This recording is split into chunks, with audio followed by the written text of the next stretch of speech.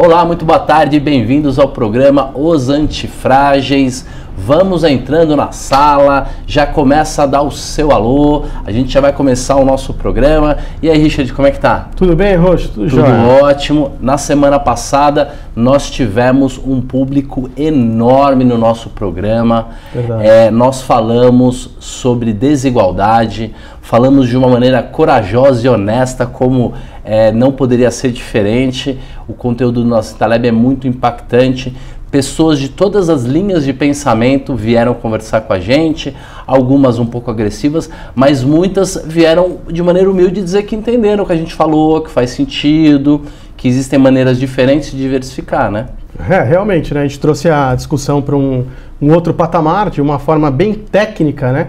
E as pessoas conseguiram enxergar quem que deve ser o alvo delas, né? Exato. Depois nós fizemos um vídeo também sobre investimento e desigualdade, vale a pena assistir. Para isso tem que ser a nossa lista VIP. Mas vamos começar o programa então. Vamos lá. Legal. Matheus, câmera em mim. Olá, muito boa tarde, bem-vindos ao 6º episódio da 3ª temporada do programa Os Antifrágeis. São 4:01, a gente está ao vivo aqui na Infomoney e seja muito bem-vindo. Eu tô com o super economista Richard Rintemban. Richard, e aí, Roxo? Bem-vindo. Mais um tema que vai chacoalhar as estruturas. Viemos provocar, não porque a gente gosta apenas, mas também porque é necessário. E a chamada é essa. Quer dizer, as pessoas estão preocupadas com a eleição e não sabem que existem problemas, e especificamente um problema mais grave ainda do que o problema da eleição, né, Richard? É verdade, é o que a gente vai mostrar hoje no programa. Então, se você está preocupado aí com o processo eleitoral, quem que vai ganhar, quem vai perder, hoje você vai ver que tem um problema, um perigo muito maior. E se a gente quer mudar o Brasil, mudar o nosso país, a gente tem que resolver isso. Muito bem. Então, a gente vai falar sobre as dificuldades do Brasil e eu acredito que seja o principal problema atual do Brasil. Então, não sai daí, não perde. Se você quiser acompanhar o nosso conteúdo exclusivo, vai ter workshop, vai ter aula de investimento usando o barbell, balanceamento dinâmico, as técnicas todas do Taleb. O Richard já domina toda essa matemática mais moderna de prever e de reconhecer fragilidades. Não deixe de assinar nossa lista VIP, tá aí no link do lado do live, né, aí nos comentários, ou se você estiver assistindo esse programa diretamente no YouTube, tá na descrição do vídeo lá embaixo. Assina a nossa lista VIP, muita coisa legal e exclusiva vem pela frente. Antes da gente começar a falar sobre esse gravíssimo problema do Brasil, não sai daí, porque a gente vai contar uma história incrível que aconteceu essa semana. Explica esse post do Nassim Taleb falando que a gente tem que comemorar com champanhe. O que significa isso? Mostra pra gente, por favor, Matheus. Então, o Taleb ele tem uma cruzada, né, contra a empresa Monsanto, né, principalmente pela questão dos transgênicos, né, que ele mostra que todos os estudos científicos que a empresa apresenta para mostrar que não há perigo algum, não tem problema, na verdade tem muitos, né, problemas, não é feito de uma forma rigorosa e robusta. E agora essa empresa ela finalmente foi punida, não por isso, mas por causa do pesticida, né, que provocou câncer, e eles perderam quase R$500 bilhão de reais. Pode voltar para a gente, por favor, Matheus. Então, a inimiga número 1 dos vários grandes empresas que o Taleb é inimigo e briga por conta de fragilidade de empresas que prejudicam o mundo é a Monsanto, né?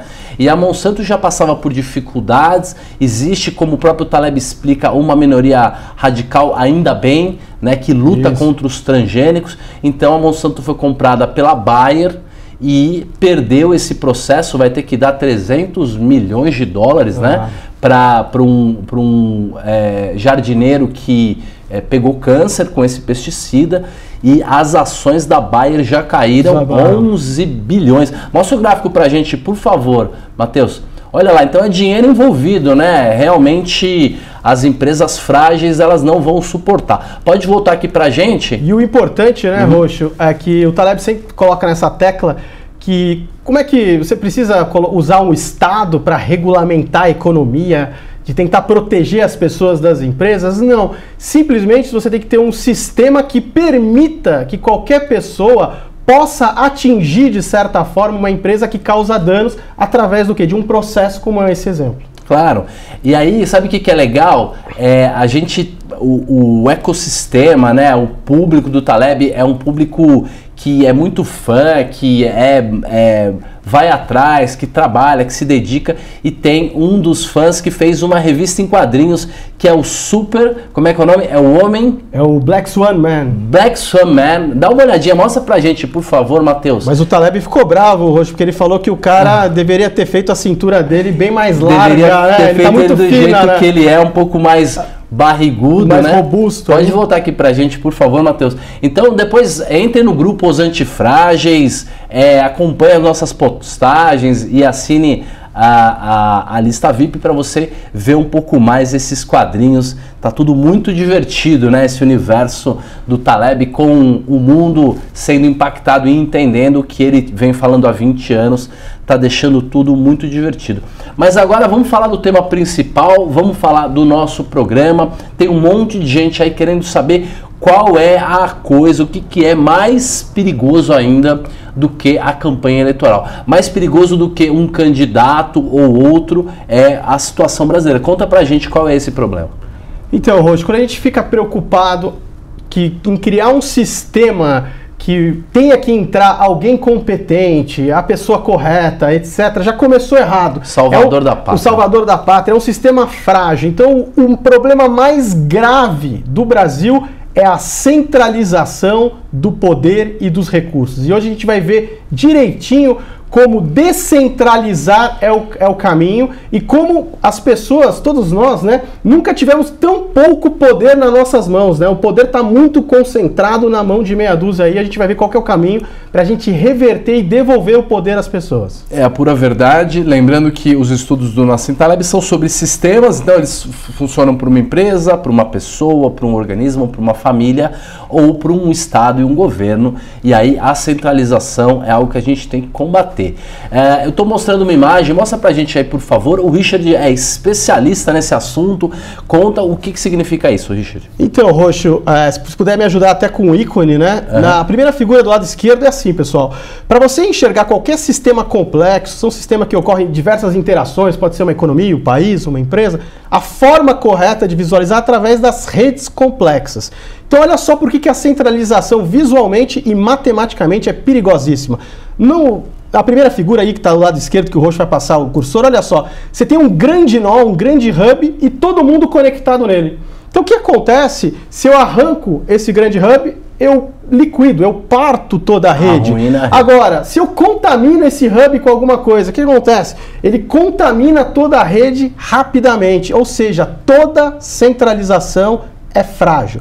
Já a figura do meio, que é uma mais descentralizada, se você atacar os grandes hubs, você ainda preserva parte da rede. E a última, que é a ideal, que a gente chama de topografia distributiva, olha só, qualquer hub que é atacado, você preserva toda a rede e, ao mesmo tempo, aqueles que sobreviveram, eles se aprimoram porque eles aprendem com o erro, né, Roxo? Volta aqui pra gente, Matheus. E o Brasil está em qual dos três estágios de centralização? Imagina, Roxo, um país com dimensões continentais como o Brasil, ter um governo centralizado ali, um governo federal comandando um país com tantas diferenças e um tamanho, uma extensão territorial tão grande. Como é que essas pessoas vão tomar as decisões corretas distante das realidades, né, de cada um? Então, assim, é um excesso brutal de poder e recursos, e isso tem uma série de características. Primeiro, qualquer falha que acontecer no governo federal contamina o resto do país. A gente está sempre exposto ao risco da ruína. E outra característica, Roxo, dos sistemas centralizados é que normalmente no sistema centralizado quem gerencia ele é justamente aquela pessoa que não tem a pele em risco. Então ele vai lá, toma a decisão, se entrar em colapso, ele vai ser a pessoa que não será atingida, ele só vai ter o bônus e não vai ter o ônus. Não, com certeza. Então a situação do Brasil é a mais centralizada possível. Eu e o Richard, a gente podia passar 20 minutos aqui mostrando exemplos reais e claros de como a situação brasileira é centralizada. Para quem quiser entender um pouquinho mais de teoria das redes, para quem quiser entender um pouquinho mais como funcionam esses hubs, o Richard, nós trouxemos aqui o livro. Mostra pra gente aqui, Matheus. é o Linked, né? Do Barabasi. Exato. É uma leitura muito agradável e um pré-requisito para quem quiser avançar aí nas redes complexas. Isso aí. Então, redes complexas é o assunto que explica e demonstra a centralização e como isso é frágil. Explica um pouco mais, então, sobre as características do sistema. Como é que são esses sistemas centralizados? Então, o sistema centralizado é gerenciado por pessoas que não têm a pele em risco, estão sempre expostos ao risco da ruína, eles são extremamente frágeis, não gostam de nenhuma volatilidade nem variação, e se o hub principal entra em colapso, ele contamina rapidamente toda a rede, e é o contrário, né, do descentralizado e da topografia distributiva. Por quê? Porque lá os erros eles são uma parte do aprendizado. Então, por exemplo, numa rede distributiva, você quer ser atacado, você quer que erros aconteçam. Por quê? Porque isso vai tornar toda a rede mais forte, porque os erros, eles não expõem aquela rede ao colapso em nenhum momento, pelo contrário. E todo mundo aprende, né? Exatamente. Porque por mais que um daqueles pequenos hubs seja atingido e tenha um problema, aquilo leva informação para o resto do sistema, o sistema inteiro fica mais forte. Se você tem só um hub e ele for atacado, não é aquela coisa que a avó fala pra gente, quem tem um não tem nenhum, não é isso? Exatamente. Então sempre a gente voltando às avós. E quando você está num sistema distributivo, você está devolvendo o poder às pessoas. Só que além de devolver o poder às pessoas, aí vem uma outra característica importante. Também vem a responsabilidade. Quando você está num sistema centralizado, aquela gestão central ali distante de você, você quer fazer o quê? Você quer jogar todos os seus problemas para lá. Ah, deu problema aqui, eles que resolvam. Ah, eu quero isso, eu quero aquilo. Então você se sente não responsável pelo processo. Já quando é um sistema distributivo, que você está próximo ao problema e você tem um poder de decisão ali, você também tem uma responsabilidade. Cabe a você ir lá cobrar o cara. Então, por exemplo, vamos supor onde as pessoas moram? As pessoas moram nos municípios, né? Imagina se todos os recursos dos municípios ficassem nos municípios e você tá lá próximo para cobrar aquele gestor. Então o cara fez algum problema, você vai encontrar ele na fila da padaria, no cinema, você vai poder cobrar o cara. Agora quando você tem uma gestão distante da realidade dos problemas, como é que você vai cobrar essas pessoas? Então a pessoa não tem contato com aquela realidade, com aquele dia a dia. Então realmente é algo, como o Taleb diz, que um grande estado não é um município gigante, né? Não tem como. Tem coisas que não escalam. E sistemas diferentes. Duas coisas importantes. Primeiro, é mais caro você ter um sistema diversificado do que um sistema centralizado. A energia ela precisa circular e é mais caro diversificar. Nós até vamos falar sobre investimento no nosso vídeo exclusivo. Então, tem um custo isso, não é barato. Isso. A segunda característica é que a gente sempre quer comparar com a Suécia. Ah, mas na Suécia o dinheiro está na mão do Estado, o Estado que define 40% do PIB, 50% do PIB. Gente, na escola municipal do bairro da Suécia, os pais estão lá. Estão lá ajudando a limpar, ajudando a fazer as aulas, ajudando a definir o orçamento. Então, eles têm a responsabilidade, fazem a sua parte, por isso que o ensino é de altíssimo nível. Então, não tem muito o que fazer, né? Que mais? Outra característica de sistemas centralizados é que é muito mais barato e acessível para pequenos grupos de influência encostarem ali naquela gestão centralizada e conseguirem o quê? Benesses para si próprio. Então, os chamados lobistas, o sonho de consumo do lobista é um sistema centralizado. Já um sistema descentralizado ou distributivo, ele já é o pesadelo, né, dos lobistas, né? Porque imagina o que eles teriam que fazer para conseguir. Porque o recurso está tão descentralizado, está tão distribuído, que não tem lobista no bairro. Né? Tem lobista em Brasília, mas não tem lobista na escola pública, porque o recurso é muito pequeno. Então é uma maneira de combater a corrupção, de combater esses pequenos grupos, e é o que o próprio Taleb fala no Skin in the Game, é devolver o poder às pessoas. Então vamos ver agora exemplos, né? Porque às vezes a pessoa fala, vocês estão muito abstratos, vamos mostrar exemplos reais então, né? Como é que tá o público aí? Tá bem, olha... Vamos dar uma olhadinha. Vamos fazer uma geral aqui. Nossa, bastante comentários, hein? Um abraço aí pro Frederico Paes, pro Rick Zauza, Leandro Medeiros, tem o Cleibson Pereira, o Paulo Jorge Barcia perguntando aí do livro do Linked, tem o Frederico Paes, César Scafuro, Inês, nossa, muita gente. Um abração para todo mundo aí. Para todo mundo aí, muito comentário aí.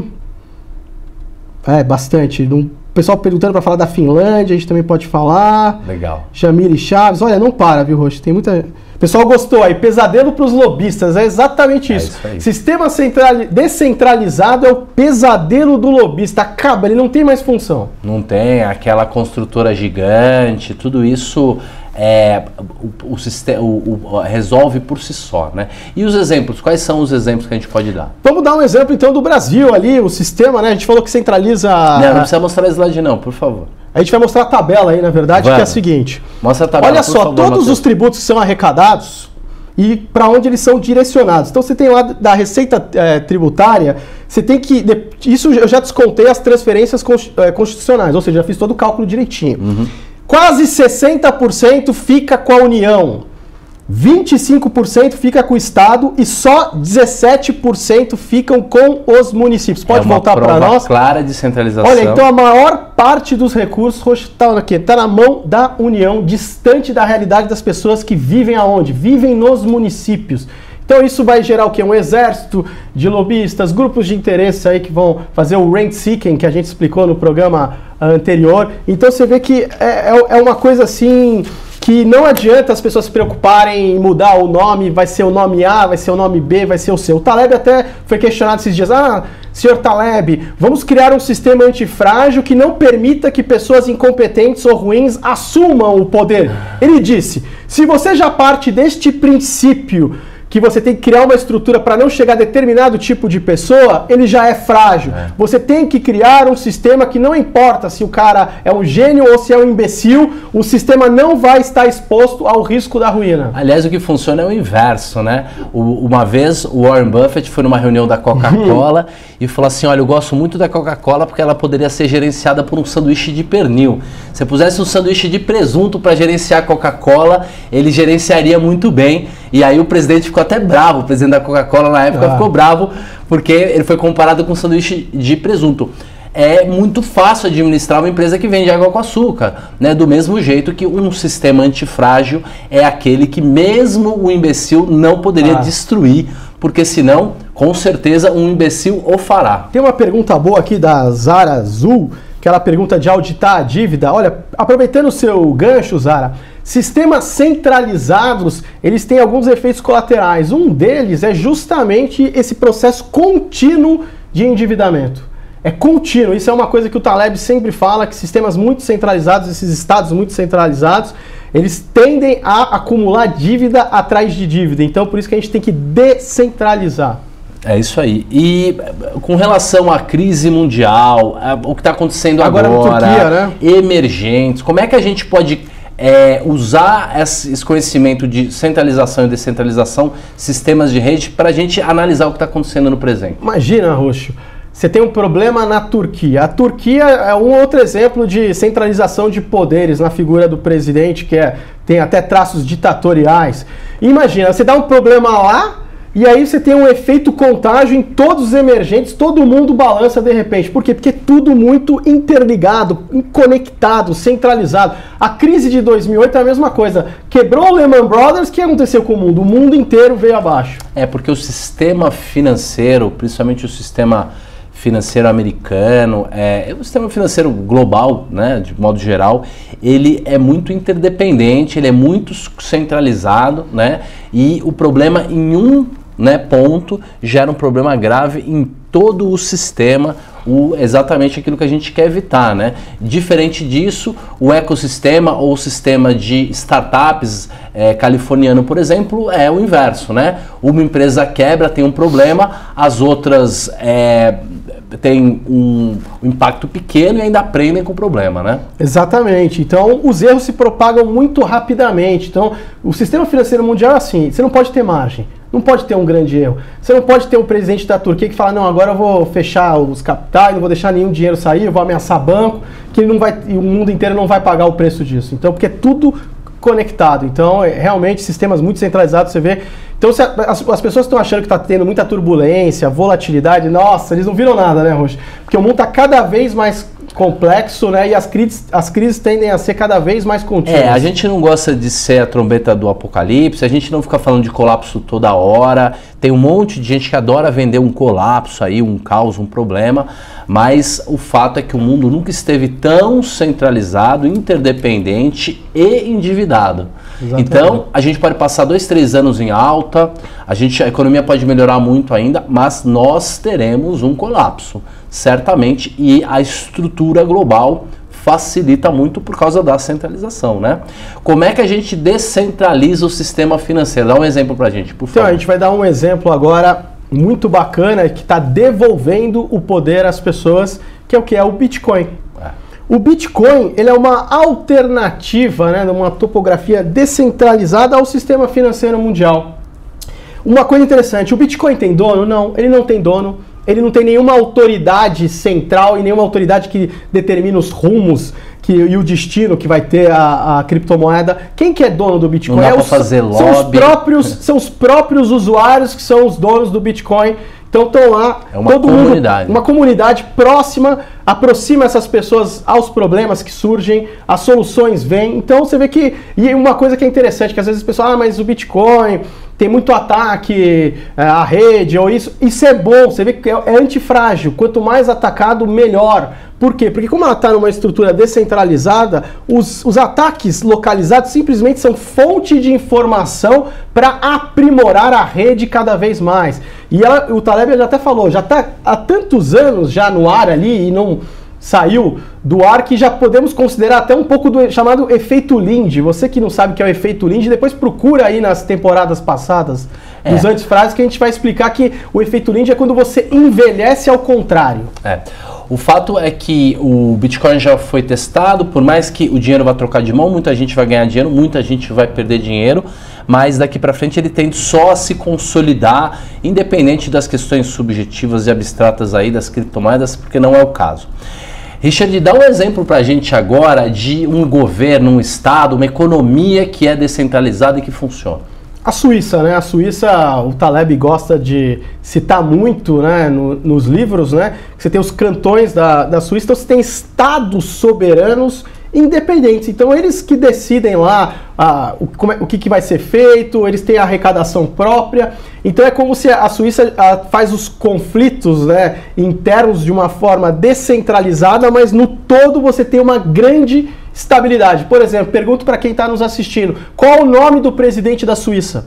Não dá pra Ninguém saber. sabe, porque muda todo ano e é uma figura sem importância. E você vê o Brasil, a importância que a gente dá a determinados nomes. Então veja bem, a gente deveria, o presidente do Brasil deveria ser desimportante. A gente não deveria ligar para o nome do presidente. O sistema deveria ser descentralizado de um modo que a decisão fosse no bairro.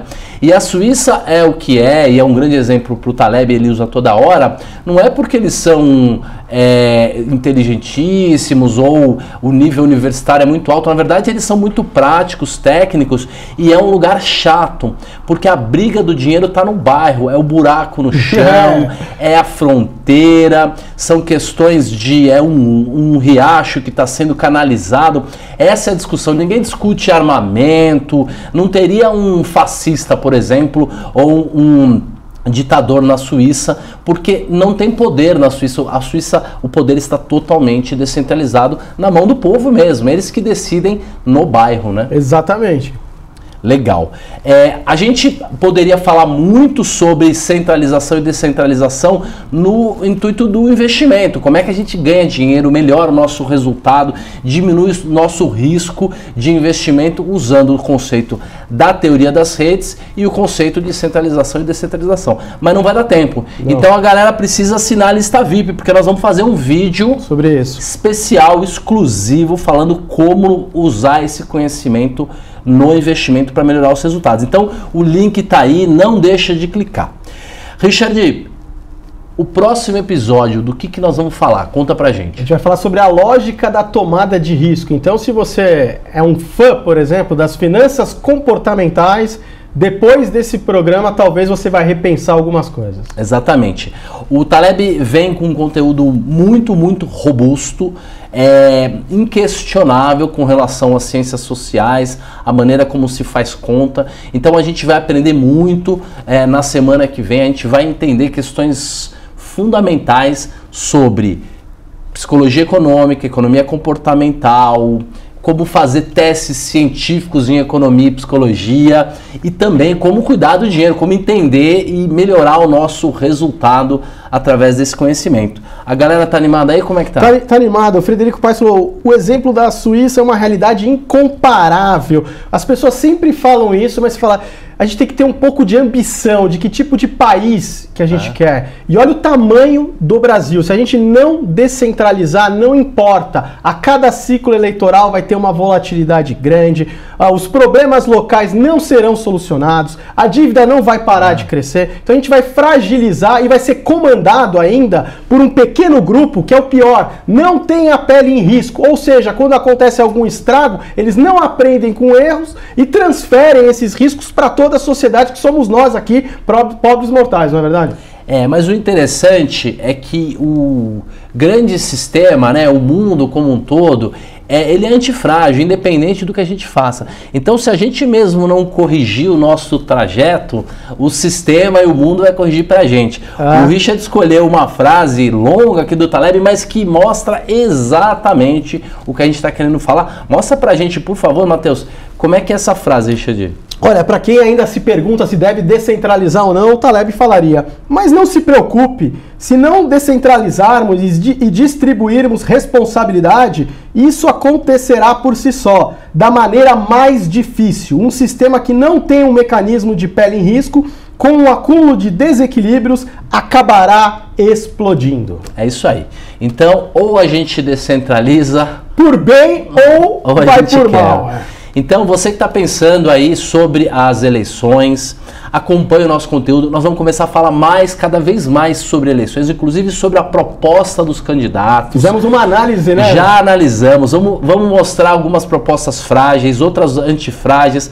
Vamos falar seriamente sobre o futuro do Brasil, sobre as eleições. É o assunto mais importante do momento e você vai aprender muito e eu tenho certeza que vai ajudar na sua tomada de decisão e também no convencimento das pessoas, né? Se você quiser convencer alguém, você precisa de argumentos modernos, porque essa coisa de esquerda e direita é uma coisa muito antiga, não faz mais nenhum sentido. Agora frágil ou antifrágil? Exatamente.